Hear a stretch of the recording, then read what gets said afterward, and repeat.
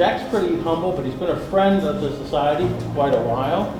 And he does sponsor this event tonight so that we don't have to share any cost in it. And he's quite proud to put this on and to be a strong friend of society.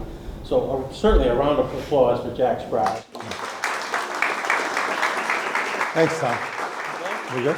So I'm going to turn the floor over to Jack, and you're going to be entertained. I don't know how to start after that introduction, frankly. Oh, thank you. I want to thank the Watch Hill Conservancy. Graysale, who always steps up and helps throughout the community. It's really terrific what they do. Barbara and Tom and Dan, who's in the back, and Greg, who's filming. So just to give you a little background, the challenge in any type of presentation that is so rich with materials is to try and titrate it down into some reasonable stories. And so tonight, the totality of information about privateers lies in the actual prize courts within each state. And every prize that was brought in, and I'll explain what a prize is, that's a captured British merchant vessel or a vessel that's doing trading with the Brits. And so those are all adjudicated and the information is available. So we're going to get started. In order to get through this, I really have to read a lot of material, and we've got a lot to go through. George Washington formally took command of the Continental Army at Cambridge on July 3rd, 1775.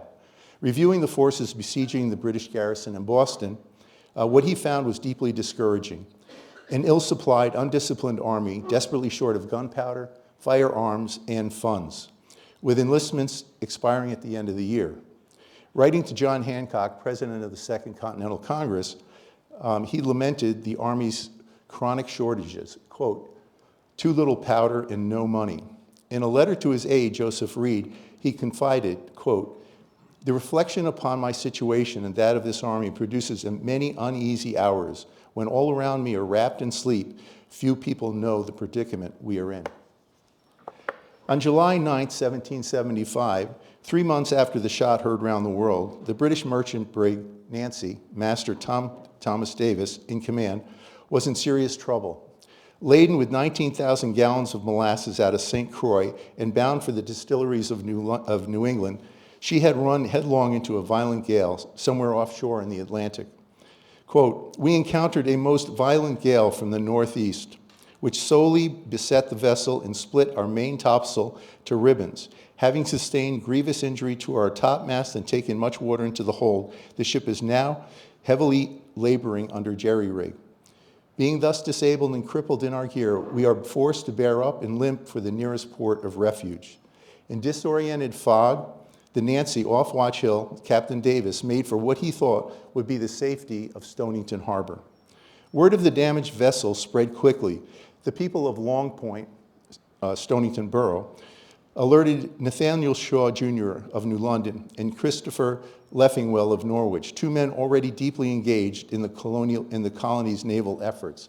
Shaw, the naval Connecticut and Continental agent, a merchant of means who supervised the endless paperwork of the Maritime War.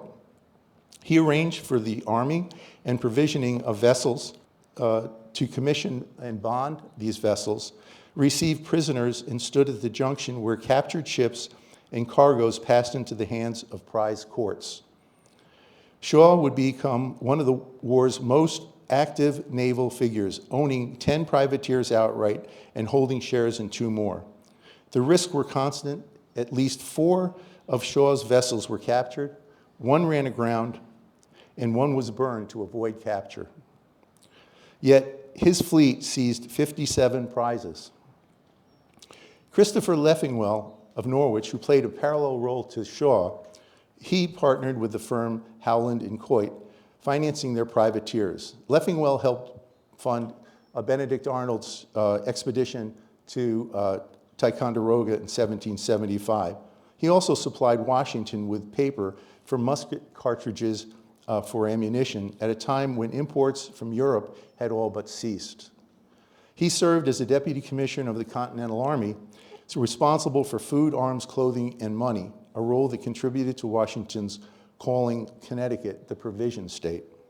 Leffingwell engaged Captain Robert Niles, born in Groton and living in Norwich with his wife and 6 children, a veteran of the French and Indian War and a respected master of coastal merchant ships. His skill at sea made him a favored captain among local merchants.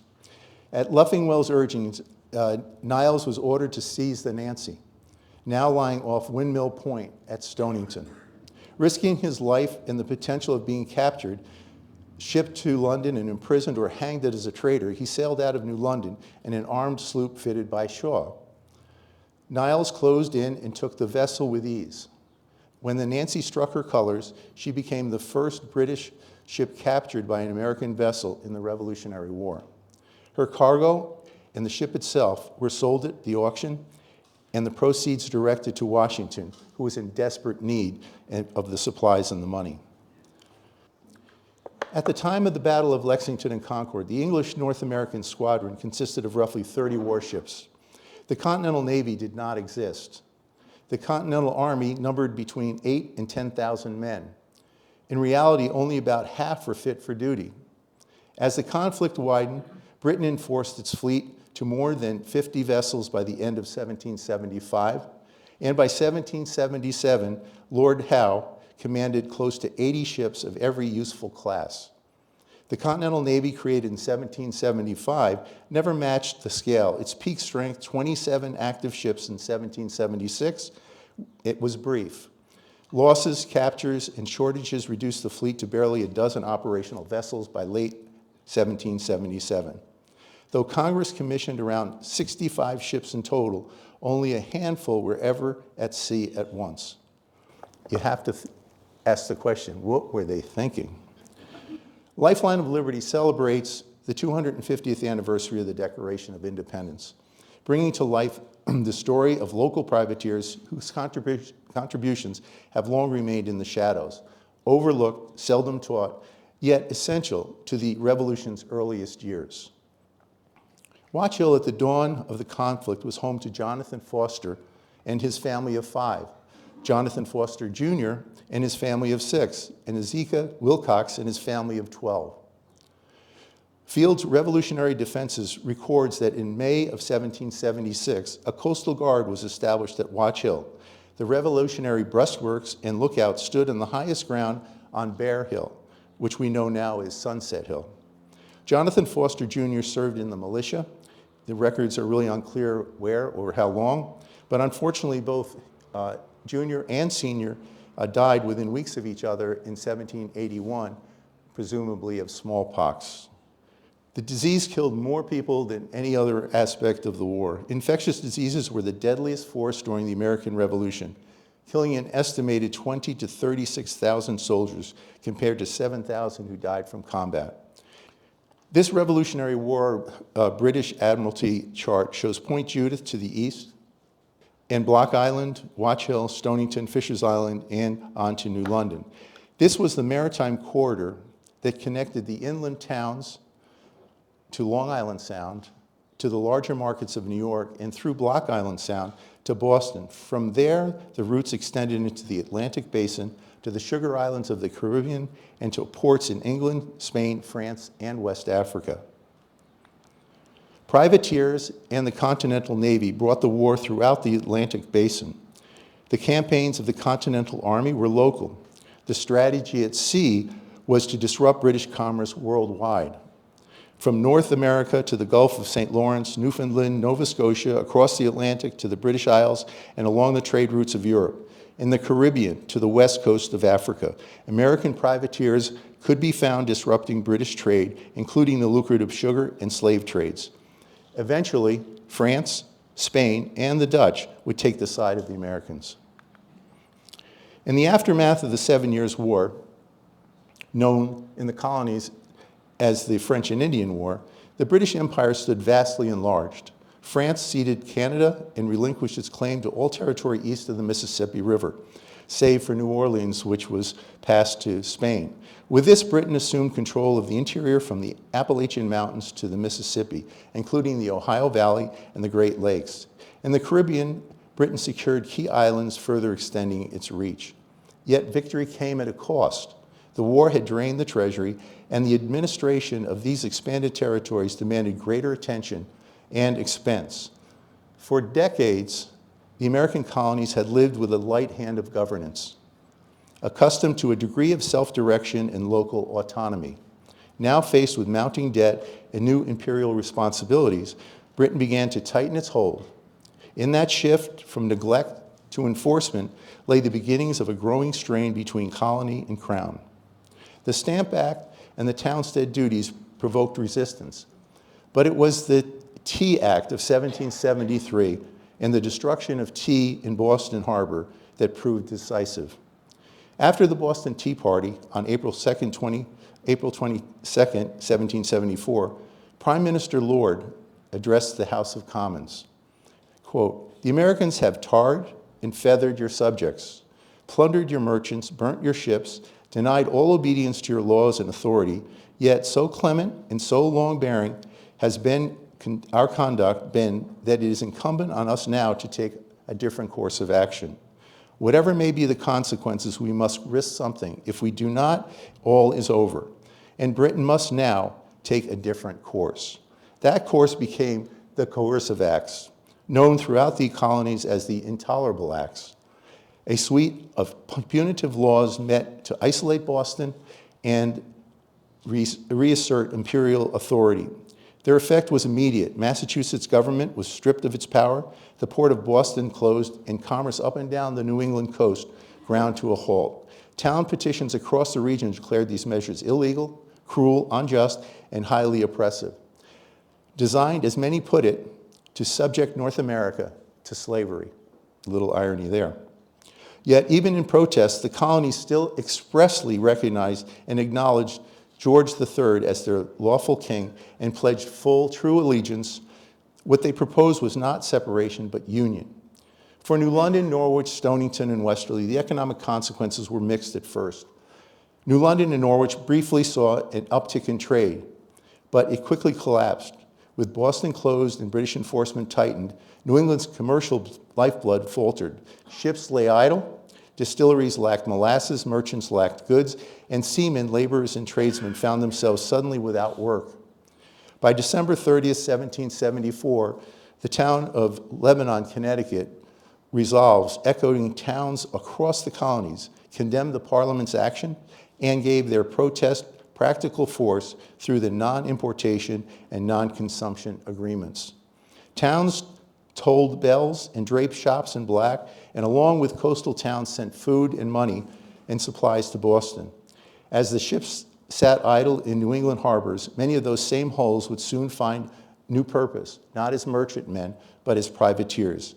Silas Deane noted, quote, "At least 10,000 seamen are thrown out of employ, their ships rotting and their families starving, predicting that reprisals will be made."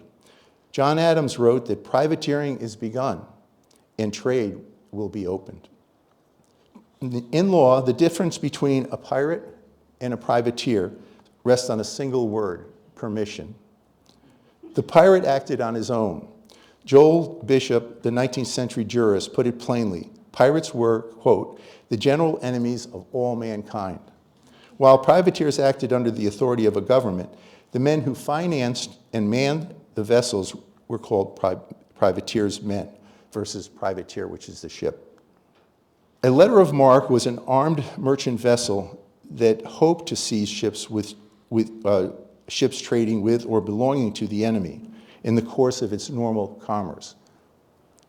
So the important distinction there is that they were merchant ships that were out bringing supplies back and forth, and if by opportunity they came across a British merchant ship, they were allowed to take it as a prize. The privateers did not seek battle with the Royal Navy. Why would they? Whose ships outgunned them at every turn. Alongside these letters of marque vessels and privateers sailed state-sponsored frigates and continental warships. Their purpose: capture British supplies, seize merchantmen, and disrupt the trade on which the empire was dependent. Together, they formed a patchwork of maritime force that never matched that of the Royal Navy. They struck repeatedly at British commerce and helped sustain the American cause at the most precious time. This is the division of prize money for the sloop Satisfaction in October 1777. It had a captain and crew members of 65 plus. Captain John Wheelwright's 8 shares, and the net 95 share total prize value was at today's dollars, $321,000. Any captured became a prize. Once brought into port, officials recorded the inventory and took sworn accounts of the action. A prize court then ruled the legality of the seizure, ordered the sale of the ship and the cargo, and divided the proceeds among those entitled to a share. Local maritime courts handled this work. If a party protested the ruling, the case could go all the way to Congress. This could take years. Back in port, agents worked to quickly sell off captured enemy cargo and vessels, transforming plundered goods back into hard currency and provisions for the struggling colonies. Long before 1775, the waters around Block Island, Fisher's Island, Gardiner's Island, and the nearby mainland had been familiar hunting grounds for Spanish and French raiders, pirates, and privateers. Colonial vessels sailing under the British letters of marque likewise took to the sea, preying on the crown's enemies and bringing captured prizes into admiralty courts during the French and Indian War. The naval skills developed in imperial service in the preceding war would soon be turned against the mother country. In April 1775, the crisis crossed into open war. British regulars marching to seize colonial stores encountered armed militia at Lexington and Concord, and the shot heard round the world turned a constitutional dispute into an armed rebellion. This is Bunker Hill and Breeds Hill. By June, the siege of Boston had become a full-scale war. The fighting at Bunker Hill demonstrated both British determination at the great loss of men and the surprising resilience of the hastily assembled colonial forces. The British won, but I think they lost something like 7,000 soldiers. In 1775, under the direction of the Connecticut Council of Safety, the schooner Britannia was purchased at Stonington and renamed Spy. The Spy was fitted out at Norwich with Niles as her captain. She was properly rigged and armed with a dozen blunderbusters purchased from Nathaniel Shaw, half a dozen 4-pound cannon, and 150 pounds of powder. Niles was given 100 pounds to provision the ship and her crew. Under Captain Niles, Connecticut schooner Spy became one of the most successful Revolutionary War vessels in the region. The ship captured 8 enemy vessels, gathered intelligence on British shipping, and carried supplies for the Continental cause. Its most important diplomatic mission, with Niles as master, came in 1778, when it helped carry the ratified treaty with France to the American commissioners, bringing France into the war. During the summer of 1775, amid the siege of Boston, General George Washington dealt with the deepening crisis. With supply ships entering Boston unmolested, Congress cautious and divided, refusing to authorize a naval force, the militia who had marched to Boston from coastal towns, including Stonington, New London, Norwich, and Kings County, which is Washington County where Westerly is, included watermen, seamen. Soldiers, quote, soldiers who have been bred to the sea, as Washington wrote his brother, John Augustine, on October 13, 1775. Washington fitted out the Hannah, the Lynch, the Lee, the Franklin, the Warren, and the Harrison with cannon and turned them into armed cruisers, gave Army commissions to their captains, and manned the vessels with detachments from his army, sending them to sea without formal congressional authorization. Washington privateers were, strictly speaking, not privateers. Under the law, they were pirates. But they were Washington's secret navy. Washington was no fan of New Englanders. As a Virginia planter, he is quoted as saying, quote, "I dare say the men would fight very well if properly officered, although they are an exceedingly dirty and nasty people." Naval historian Dudley Knox later observed that the American Revolution is revealed as much more of a naval than a military war, and Washington's early actions makes the point clear. The most important success of Washington's Navy came in November of 1775, when Captain John Manley, commanding the Lee, captured the British transport HMS Nancy, a different vessel than the one that was taken in Stonington, with thousands of muskets, 31 tons of musket balls, and a 13-inch brass mortar, a windfall for a desperate Washington. John Manley was from Marblehead, and I don't have time to go into it, but in terms of the retreat from Brooklyn Heights, which was one of those times where the American Revolution would have been won by the British, it was these men who were born at the sea, on the sea, lived on the sea, under Manley, that actually were able to take, in the fog and in the dark, be able to transport the troops across from Brooklyn Heights to Manhattan without being seen or captured. They were again very important during the battles in New Jersey. Among the officers Washington selected for his private navy was Captain William Coit of New London. With an oversized personality and a great sense of humor, he was born in 1742, graduated from Yale, studied law, and was admitted to the bar. He had organized and drilled a military company at New London at his own expense in early 1775 and marched towards Boston within hours of hearing of Lexington and Concord. On October 23, 1775, Washington detached Coit from the Army to command the Harrison, a former fishing schooner originally named Triton.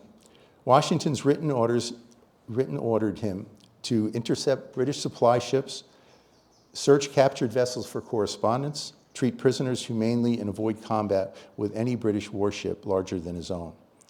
Coit proved effective. On November 5th, he captured 2 British ships after narrowly escaped the British frigate HMS Tartar. He brought 2 more prizes into the port on December 1st. To understand the state of Washington's impromptu fleet, on November 7th, Coit wrote Samuel Webb, aide to General Putnam, in jest, quote, "To see my strutting about on the quarterdeck of my schooner, for she has a quarterdeck." That's an inside joke for anybody who knows anything about ships. 4 4-pounders, a pair of cohorns, which is a light mortar, and 6 swivels, never fired since 1689. Now that is my plague, but I can tell you something of my comfort. My schooner was launched in the spring of 1761 and sails quick, being used to sailing quick. Her accommodations are fine, 5 of us in a cabin, obliged to stow spoon fashion. She has one mast, her mainmast, which is rotten. Upon the whole, she is the devil. But while I can keep the sea and light only on unarmed vessels, she will do very well. If obliged to fire both guns, it would split her open from gunwale to keelson. Onlookers, he said, had never seen any curiosity half her equal. On January 1776, the Harrison was frozen in Plymouth Harbor, and Colt relinquished his command. Colt's naval career did not end with the Harrison. In 1776, Connecticut appointed him captain of its largest state warship, the Oliver Cromwell. The governor and council of safety ordered New London merchant Nathaniel Shaw to fully equip and supply the vessel, advancing thousands of pounds for its crews. After his state service, Coit transitioned into privateering out of New London, working for Shaw's mercantile network, which provided naval stores, financing, and prize court support, since he kind of controlled the court. Coit's path, soldier, naval officer, privateer, mirrored that of many New Englanders, driven by patriotism, opportunity, and profit. On August 6th, the HMS Rose, a 6 rate of 20 9-pounders, and other vessels entered Fisher's Island Sound with orders to seize livestock for the Crown's forces.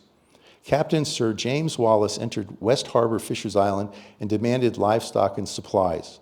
The island was leased to Benjamin Brown from the Winthrops, faced a very difficult choice. Either comply or the animals would be taken by force. He yielded, and still the British took 1,139 sheep, along with milk cows and cattle. The Browns, seeing no future on the exposed island,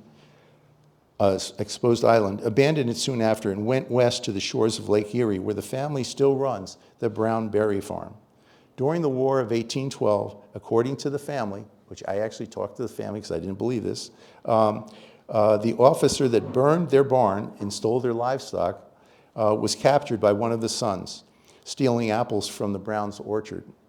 The sons brought the officer back to the house, and Mrs. Brown, her husband Benjamin had died on the journey west, gave him an ultimatum. Get on your ship and go back to England and never come back here or you'll be turned over to the army. On the morning of August 30th, 1775, a British naval tender drove 2 coastal sloops and a molasses-laden schooner off Watch Hill into Stonington Harbor. Coming alongside Captain Dennison's Wharf, today's Wayland Wharf. The passenger had scarcely reached the shore before the tender hauled in and fired a full broadside into the nearby stores and houses, then withdrew, only to return with the HMS Rose and another tender. The Rose, under Captain Wallace and piloted by local loyalist Stephen Peckman, entered the harbor with determination to secure the livestock and provisions. Much of the livestock had been moved over from Block Island for safekeeping in the Stonington residence. Anticipating trouble, had already moved the animals inland. Wallace demanded a shore warning and reprisals if the town refused. The town people refused. With no formal battery to rely on, Captain Oliver Smith, and Oliver Smith is the name, Smith namesake is a Venture Smith. Venture Smith was a slave, and you may know the story, but he actually lived on the Davis Stanton farm when the Stantons owned it. And his son, Cuff, actually was in the Revolutionary War, but there's no records that I can find. From the countryside, Captain William Stanton marched in with more than 20 men armed with long Queen Anne muskets, which were very accurate at the time.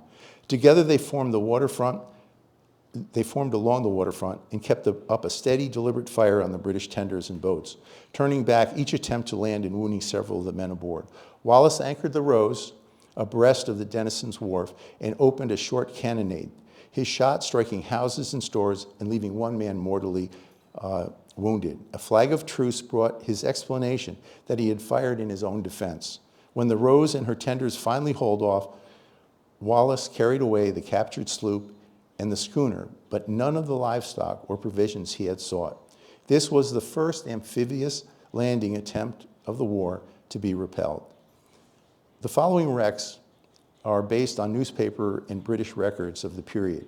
Some of the material is from the work of maritime historian James Jenny.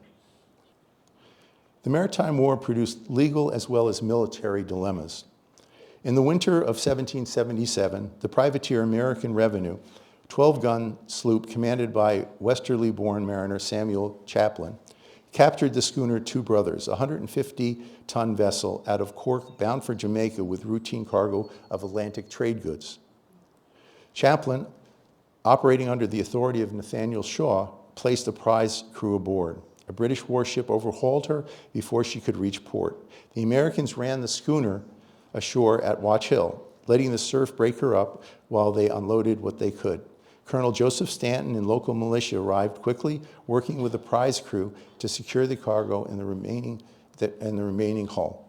Because the wreck lay on Rhode Island sand, Stanton and Champlain led their claim to the state maritime court. Judge John Foster condemned the ship and cargo as lawful prize and ordered them sold with the proceeds of more than 4,000 pounds flowing largely to the privateer's owners and crew and local salvors. Master of the Two Brothers, John Slater, and the British merchant owners protested, arguing that the vessel being a wreck ashore made the case one of salvage rather than prize. They appealed Rhode Island, and Rhode Island insisted its courts were correct. But the appellants carried the case to the Continental Congress, which accepted it May 1777 and then let it sit for 2 years. On August 30th, 1779, Congress's Committee on Appeals overturned the Rhode Island ruling, declaring the state court had misapplied prize law and ordering proceeds redistributed under national authority to the ship's captain and British owners. The Two Brothers affair thus became one of the earliest tests of federal judicial authority over state courts, a constitutional drama played out over a wrecked schooner. It also demonstrates that even if you did get a prize, and the prize was worth a lot of money, it could take years to be able to have it adjudicated, and sometimes you would actually lose, and if you lost, you were responsible for court fees. The waters off Watch Hill remained fiercely contested. On July 26, 1776, the Continental brig Andrea Doria, under Captain Nicholas Biddle, had captured the British merchantmen Nathaniel and Elizabeth, a sugar ship from Jamaica to London owned by William Hoare and partners, laden with 300 hogsheads of sugar, 100 of rum, and other goods. Prize master Philip Brown of Newport took her toward the nearest American port, but HMS Cerberus, a British frigate under Captain John Simmons, pursued her off Watch Hill. Simmons drove dangerously close to the shore. Guns on Sunset Hill fired several rounds before he bore away to avoid the reefs. The prize had no such margin and struck a reef. Bilging, early reports suggested she might be saved. The Cabot, a Connecticut brig, and several smaller craft helped lighten her load, recovering all of the rum and part of the sugar, along with sails, rigging, and anchors. The hull broke up within days, and what had begun as a routine merchant voyage ended as a wartime loss. Captured by Americans, chased by ashore by the British, and destroyed within sight of Watch Hill. In September 1777, the armed schooner Admiral Parker, part of a fleet of about 20, sailed from Gardner's Bay bound for Newport and ran afoul on Watch Hill Reef while trying to intercept a small privateer bound for Stonington. Rhode Island militia batteries fired from the Watch Hill shore, and by nightfall, the sailors from a British frigate evacuated her crew and set her afire. When the flames reached the magazine, the ensuing explosion destroyed the vessel. Newspaper chronicles a string of such incidents. The New London Gazette of September 26 reported the grounding and destruction of a British schooner that had pursued Captain Conklin's prize into Watch Hill. The Providence Gazette added that the British frigate and the schooner 14 guns had failed to capture a small privateer that outsailed them into the Sound. Not all local mariners chose the Patriot side. Stanton Hazard, born in 1743 into the Hazard family of Kings County, had served as a lieutenant in the Royal Navy by 1763 before returning to Newport. After the British occupation of Newport in December of 1776, he operated as a licensed loyalist privateer. His vessel, King George, patrolled eastern Long Island Sound and took numerous American merchantmen and occasional American privateers. His career ended on August 6, 1779, when a Continental officer, Silas Talbot, using a disguised sloop called Argo, tricked and overwhelmed his crew. King George was later renamed Allegiance and converted into a loyal privateer under new ownership. After the British victory at Long Island, in August of 1776, thousands of Patriot sympathizers, including seamen from Sag Harbor and eastern Long Island, fled across the Sound to refuge in New London, Stonington, and New Haven. From these shores, they hooked up with the displaced local mariners and the local militia and organized what came to be known as the whaleboat fleet. Using shallow draft crafts that John Adams called spider catchers, they launched night raids along Long Island Sound to choke British supply lines, seize prisoners, and carry intelligence between occupied Long Island and Washington headquarters. The war's cost did not always come in battle or in celebrated engagements. On the night of October 2nd, 1777, rough seas off Point Judith, Rhode Island, capsized 2 Patriot transport boats, drowning 8 westerly men who were part of a militia force that left Watch Hill and 3 boats, each with 7 men, on a secret expedition to reinforce Continental troops on Aquidneck Island against the British garrison at Newport. In darkness and in heavy surf, 2 of the 3 vessels were overwhelmed and overturned. Among the dead were William Babcock. These are very well-known westerly names. William Babcock, Nathan Babcock, Nahum Babcock, Zebulon Pendleton, Isaac Pendleton, and Joseph Hall, a man known only as Bigelow, and one other, Paul Babcock, surviving by clinging to wreckage and later describing the tragedy to town council. And all 6 men lived because of wartime disorder. More than a year passed before the state formally logged the incident. The privateer system did not operate without friction. It competed directly with the Continental Navy for manpower and enthusiasm, creating a structural tension Congress never resolved. In late 1776, Continental Navy Captain John Paul Jones arrived in Rhode Island to recruit sailors, find none willing to serve. Nearly every able-bodied local sailor had already signed privateering articles. As later recounted in the Rudder, Jones, commanding the sloop of war Alfred, saw the privateer Eagle anchored in Tarplin Cove, laid his ship alongside, and forcibly took 24 men to complete his crew. Jones's experience captured the dilemma. Men from the shoreline put to sea against the world's greatest navy, not under national flag alone, but for a mix of profit and patriotism in vessels owned by merchants and backed by prize courts. The Continental Navy, underfunded and outnumbered from the start, could never have carried the maritime war alone. It was the privateers. Between 1775 and 1783, the Continental Congress and colonial governments issued roughly 1,700 letters of marque. More than 2,000 vessels eventually sailed under some form of privateer commission. The men who crewed them probably numbered around 70,000, more at any given moment than served in the Continental Army.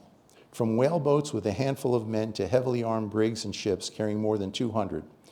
Men frequently shifted between privateering and colonial or state navies. Every colony commissioned vessels. Against them, the Continental Navy could muster roughly 50 ships and far fewer men. And privateers could earn in one successful voyage more than a sailor might otherwise make in a lifetime.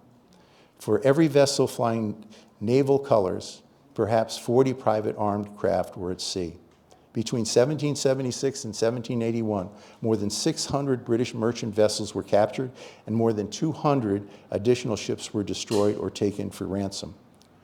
Damage to British commercial shipping has been estimated at $18 million in contemporary currency.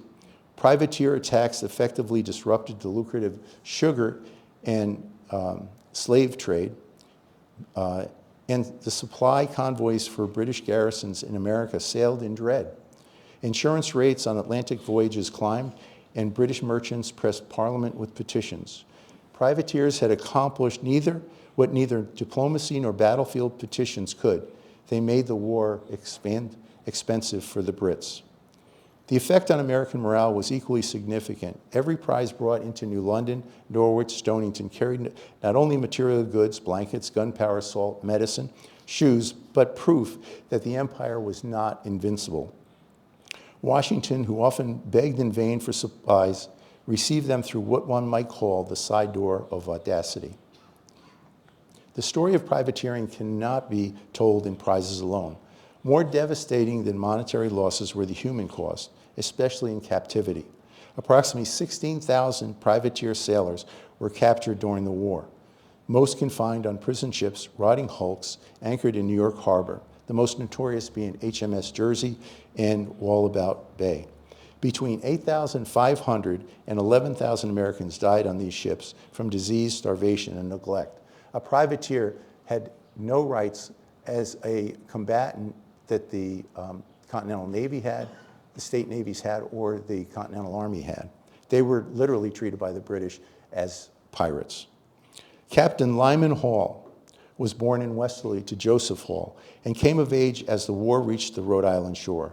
He first did what many young men did in Kings County. He enlisted in February 1776 in Colonel Joseph Noyes' 1st Regiment of Militia and served there through 1779. part of the shifting line of local defense along Narragansett Bay. Afterwards, he took the great gamble of privateering. His first cruise ended badly. The ship was captured and Hall spent 4 months in New York Harbor on the prison ship Good Hope, which was no better than the Jersey. Hall survived, came home to Westerly, and in the peace that followed, turned to a merchant whaling trade, remembered in local tradition as a captain of imposing size and remarkable strength. Of the estimated 1,391 Americans killed in action at sea, the Continental Navy lost about 342 men, and the Marines 49, leaving roughly 1,000 deaths attributable to privateers. Though privateering casualties were seldom systematically recorded and their wounds are largely uncounted, these numbers underscore how heavily burden of the maritime war fell on private armed vessels. As I study the American Revolution, I am awestruck by the courage these patriots and watermen showed. The story of the American Revolution, particularly at sea, one cannot but pause and wonder, what were they thinking? These were not soldiers and sailors. The British officers called them Yankee Doodles, meaning Yankee fools. In a distant war, but neighbors, countrymen, and kin caught in what was at once a global conflict and in many aspects America's first civil war.